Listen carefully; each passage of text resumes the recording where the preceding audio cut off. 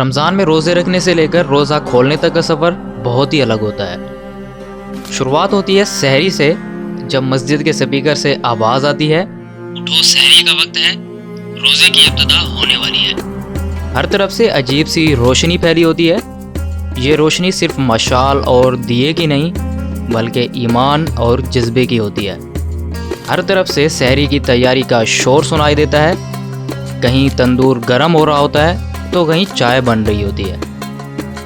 لیکن جب باری آتی ہے ہم لڑکوں کے اٹھنے کی تو بھائی یہ بستر پہ پڑے ایسے منحوس ہوتے ہیں جن کو 10 مرتبہ گھر والے جگاتے ہیں اور یہ جناب اس کے بعد اٹھتے ہیں۔ تو جناب یہ حال گاؤں اور شہر دونوں کا سیم ہی ہے۔ تو یہ حضرات نیند کی حالت میں منہ دھوئیں گے اور نیند کی حالت میں ہی سحری کریں گے۔ تو آگے کا مسئلہ یہ ہوتا ہے کہ اب سحری کر لی تو نماز بھی پڑھنی پڑے گی۔ تو بھائی یہ جناب نماز پڑھنے کے بعد آ کے سو جائیں گے۔ تو بھائی یہ تو تھا حضرات کا روٹین۔ اب کچھ ذمہ دار بھی ہیں، سب جناب یا حضرات تو نہیں ہوتے نا۔ اب گاؤں میں دن کا سفر مشکل ہوتا ہے، کوئی کھیتوں میں کام کر رہا ہوتا ہے، کوئی دکان سنبھال رہا ہوتا ہے تو کوئی مزدوری کر رہا ہوتا ہے۔ بھوک اور پیاس کا امتحان ہر گھڑی سخت ہوتا جاتا ہے، لیکن ہر شخص کے دل میں ایک جذبہ ہوتا ہے۔ یہ صرف ایک دن کی بھوک نہیں، یہ صبر اور شکر کا امتحان ہے۔